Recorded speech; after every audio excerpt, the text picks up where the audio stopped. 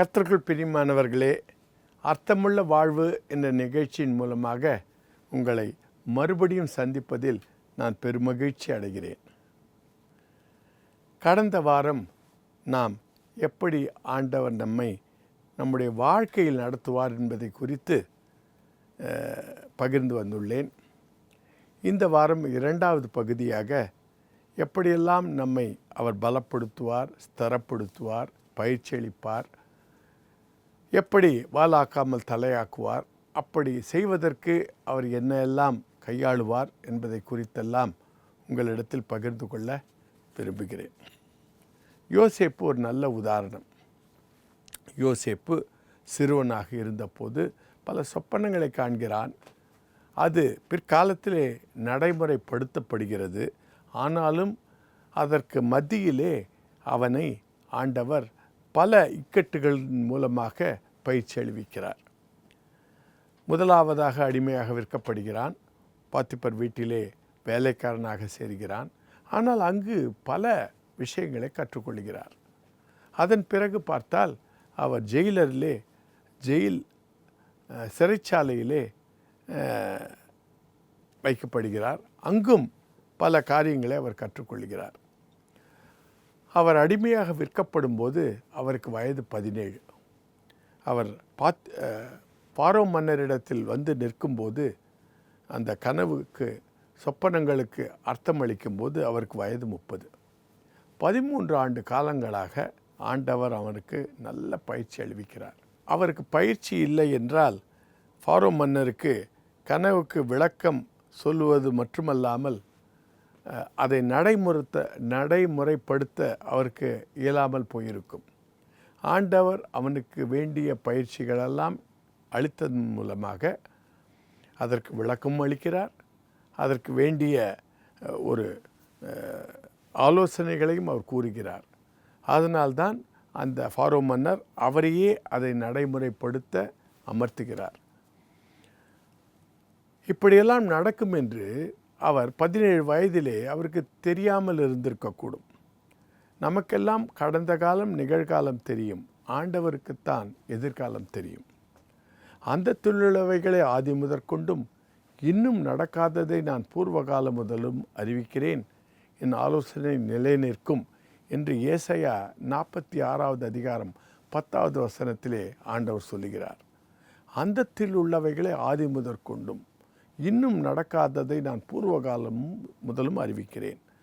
ஆண்டவருக்குத்தான் பிற்காலத்திலே நமக்கு என்ன நடக்கும் என்பதெல்லாம் தெரியும். அதுபோல யோசேப்புக்கு என்ன நடக்கும் என்பது தெரிந்திருக்காது. ஆனால் நடக்கப் போவதற்கு அவருக்கு ஒரு பயிற்சி அளித்து அவரை பக்குவப்படுத்துகிறார். அதே போலமாகத்தான் எனக்கும் இந்த கல்லூரி படிப்பிலே எந்த படிப்பை படித்தால் வருங்காலத்திலே வாலாகாமல் தலையாக முடியும் என்பதை தெரிந்து கொண்டு அந்த ஒரு படிப்புக்கு என்னை ஆயத்தப்படுத்துகிறார். 5 வருட அரசாங்க உத்தியோகத்திலே ஒரு ப்ராஜெக்டை எப்படி நிகழ்ப்படுத்துவது என்பதையெல்லாம் கொடுத்து அங்கும் என்னை பயிற்சி அளித்தார்.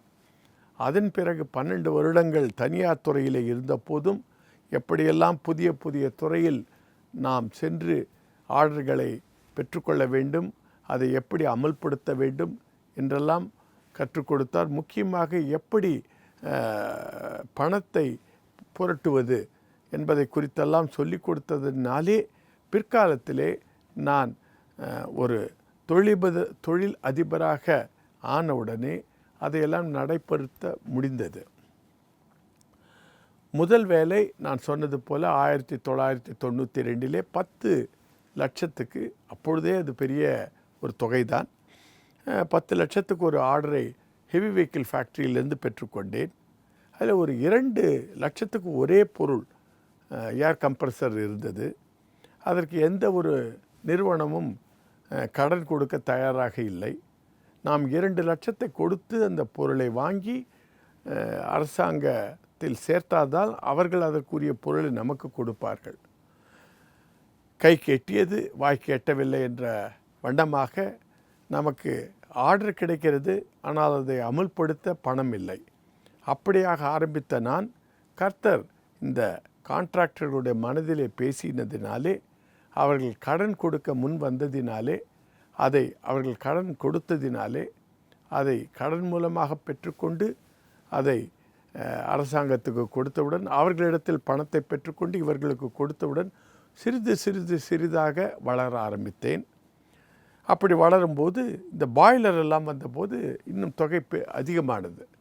2 லட்சத்துக்கு பதிலாக இப்போது ஒரு பாய்லரும் நீராவி எந்திரங்கள் 10 லட்சம் 15 லட்சங்களாக விலை உயர்ந்தது.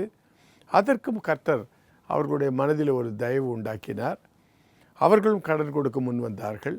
அந்த கடன் கொடுத்ததினாலே நான் சிறுக அந்த பொருளை அங்கு கொடுத்து அவர்களிடத்திலிருந்து பணத்தை பெற்றுக்கொண்டு இவர்களிடத்தில் கொடுக்கும்போது என்னுடைய லாபத்தை நான் பெற்றுக்கொள்ள முடிந்தது. இப்படியாக நான் என்னுடைய லாபத்தை ரியல் எஸ்டேட், லேண்ட், பில்டிங் இப்படியாக நான் சேமித்து வைக்க ஆரம்பித்தேன். நமக்கு பணம் கிடைத்தவுடன் பகட்டாக வாழ வேண்டும் என்ற வாஞ்சை வரலாம், ஆசை வரலாம். நல்ல ஒரு படகு கார் வாங்க வேண்டும், விலை உயர்ந்த கார் வாங்க வேண்டும், நல்ல ஒரு வீடு வாங்க வேண்டும், ஒரு வீட்டிலே அந்தஸ்தோடு வாழ வேண்டும், இப்படியெல்லாம் நமக்கு ஆசைகள் வரலாம். ஆனால் நான் அப்படியெல்லாம் போகவில்லை. ஒரு மாருதி காரோடு நின்று கொண்டேன். முதலாவது எனக்கு இருந்த அத்தியாவசிய தேவை என்னுடைய மனைவிக்கு ஒரு ஆப்ரேஷன் ஓபி அவுட் பேஷண்ட் டிபார்ட்மெண்ட்டை வாங்கி அவர்களுக்கு சொந்தமாக கொடுத்தால் அவர்கள் வாடகை இடத்தில் இருக்க வேண்டாம் என்பது. இரண்டாவதாக அவர்களும் நான் சொன்ன வண்ணமாக வாலாகாமல் தலையாக்குவார் என்று சொன்ன வண்ணமாக அவர்களும் சங்கர் நேத்திர வேலையை விட்டு தனியாக ஒரு வாடகை வீட்டிலே தன்னுடைய ப்ராக்டிஸை தொடங்கின போது அவர்கள் சொந்தமாக இருக்க வேண்டும் என்று இந்த அவுட் பேஷண்ட் டிபார்ட்மெண்ட் ஒரு ஃப்ளாட்டை வாங்கினோம். அதன் பிறகு ஆப்ரேட் செய்வதற்காக இன்னொரு இடத்தை வாங்கினேன். மூன்றாவதாக என்னுடைய அலுவலகத்தை வைத்துக்கொள்ள அதற்கொன்று வாங்கினேன்.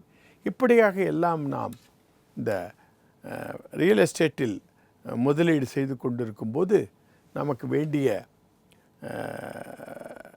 பொருட்கள் வங்கியிலே கொடுத்தால் அதற்கு ஏற்ப அவர்கள் ஒரு பேங்க் ஃபெசிலிட்டி கொடுப்பார்கள், வங்கி ஃபெசிலிட்டி கொடுப்பார்கள். அந்த பேங்க் ஃபெசிலிட்டி இருந்தால் நாம் இன்னும் பெரிய பெரிய ஆர்டர்களை செய்யலாம் என்பது லகுவாகும். இப்படியாக நான் சேமித்து பேங்க்கிலிருந்து ஒரு பேங்க் ஃபெசிலிட்டியை பெற்றுக்கொள்ள எத்தனித்து கொண்டிருந்தேன். முதலாவதாக எனக்கு 5 லட்சங்களுக்கு 2 வருடங்கள் கழித்து என்னுடைய தொழிலை தொடங்கி 2 வருடங்கள் கழித்து சென்ட்ரல் பேங்க் ஆஃப் இந்தியாவில் ஒரு 5 லட்சத்துக்கு 1994 ஒரு பேங்க் ஃபெசிலிட்டி கொடுத்தார்கள். அதன் பிறகு அவர்களையும் வைத்துக்கொண்டேன், பேங்க் ஆஃப் மகாராஷ்டிராவும் வைத்துக்கொண்டேன், ஸ்டேட் பேங்க் ஆஃப் இந்தியா வைத்துக்கொண்டேன். எல்லாரிடத்திலும் வைத்துக்கொண்டு வளர ஒவ்வொரு பேங்க்கும் எனக்கு பேங்க் ஃபெசிலிட்டி கொடுக்க முன் வந்தார்கள். அப்படியாக ஸ்டேட் பேங்க் ஆஃப் இந்தியா எனக்கு 50 லட்சம் பேங்க் ஃபெசிலிட்டி இந்த பில்டிங்கை வைத்து கொடுத்தார்கள். இப்படியாக நானும் வளர்ந்து கொண்டிருந்தேன். எப்படி யோசேப்பு சிறைச்சாலையில் இருக்கும்போதும் பாத்திப்பர் வீட்டில் இருக்கும்போதும் பஞ்சகாலம் வரும், ஒரு செழுமையான காலம் வரும் என்பதெல்லாம் தெரியாமல் இருந்தாரோ, அதே போல் எனக்கும் 1992 இந்த என்னுடைய தொழிற்சாலை தொடங்கும்போது வருங்காலத்திலே ஒரு பெரிய ஆர்டர் 10 கோடி அளவுக்கு ஒன்று வரும் என்பது தெரியாமல் இருந்தது. அதுவும் 1992 ஆரம்பமாகிறது. டெல்லியிலே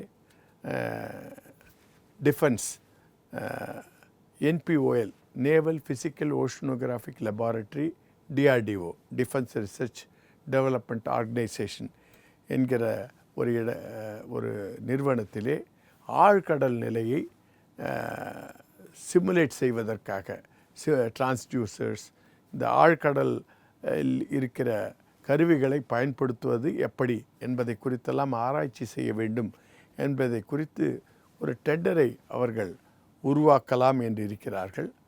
அதற்கு அவர்கள் மெக்கான் என்கிற ஒரு பெரிய கன்சல்டிங் நிறுவனத்திடத்தில் அந்த பொறுப்பை ஒப்படைக்கிறார்கள். 1993 அவர்கள் 93 95 வரைக்கும் சயின்டிஸ்ட் விஞ்ஞானிகளோடு பேசி அதை அவர்களுடைய தேவைகளை அறிந்து அதை எப்படி டெண்டர் வடிவத்திலே கொண்டு வருவது என்பதையெல்லாம் குறித்து ஆலோசனை நடத்தி அதை டெண்டர் படிவத்துக்கு கொண்டு வந்து கொண்டிருக்கிறார்கள்.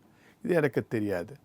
ஆனால் அந்த ஆர்டரை 1996 17 கான்ட்ராக்டர்களோடு போட்டியிட்டு பெற்றுக்கொண்ட பிறகுதான் எனக்கு இதுவும் 1992 ஆரம்பமாக்கப்பட்டது. நான் தொடங்கின அதே ஆண்டு அங்கும் அது ஆரம்பமாக்கப்பட்டது. ஆனால் அது ஒரு முடிவுக்கு வரும் சமயத்திலே நானும் தேர்ச்சி பெற்றேன். பணத்தை சேமித்து வைத்து ஒரு 10 கோடி ஆர்டரை செய்யும் அளவுக்கு ஒரு 3 கோடிக்கு பேங்க் ஃபெசிலிட்டியை பெற்றுக்கொள்ள வேண்டிய அளவுக்கு என்னுடைய நிலுவைகளையும் என்னுடைய அசட்ஸையும் பெருக வைத்து கொண்டேன் என்பதெல்லாம் பிற்காலத்தில் தான் தெரிந்தது. அதுபோல் ஆண்டவர் நமக்கு பிற்காலத்தில் வைத்திருப்பதை முன்பதாகவே நமக்கு பயிற்சி அளிப்பார். அதை சேமித்து கொள்ள ஒரு வகையை கொடுப்பார். அது எதிர்ப்படும் போது அதை எதிர்கொள்ள, அதை அமுல்படுத்த அதற்கு வேண்டிய சக்தியை நமக்கு கொடுப்பார். ஆனால் அவருடைய பலத்த கரத்துக்குள்ளே அதுவரை நாம் அடங்கி இருக்க வேண்டும். எப்படி யோசேப்பு அடங்கி இருந்தாரோ, எப்படி மோசே அடங்கி இருந்தாரோ, எப்படி தாவீது அடங்கி இருந்தாரோ, எப்படி நான் அடங்கி இருந்தேனோ, அப்படியெல்லாம் கர்த்தர் நம்மை அடக்கி வைப்பார். ஆனால் நாம் சோர்ந்து விடக்கூடாது. ஒரு காலத்திலே நமக்கு அதனுடைய பலன் கிடைக்கும். ஆனால் அப்படி நாம் வரவில்லை என்றால் நம்மால் அதை செய்ய முடியாது. இன்றும் கூட நமக்கு என்ன பிற்காலத்தில் வைத்திருக்கிறார் என்பது நமக்கு இப்போது புலப்படாது. எல்லாவற்றுக்கும் மேலாக இந்த உலகத்திலே நாம் இருப்பது சொற்ப காலம்தான். இதன் பிறகு நித்தியத்துக்கு நாம் அவரோடு கூட இருக்க போகிறோம். அந்த உலகத்திலே நமக்கு பொறுப்புகளை கொடுக்க ஆண்டவர் இந்த உலகத்திலே நமக்கு பயிற்சி அளிக்கிறார். அந்த பயிற்சியிலே நாம் நமக்கு கொடுத்த தாளத்துகளிலும் நமக்கு கொடுத்த வாய்ப்புகளிலும் உண்மையும் உத்தமமாக இருந்தால் பிற்காலத்திலே நமக்கு நல்ல ஒரு பொறுப்புகளை கொடுப்பார்.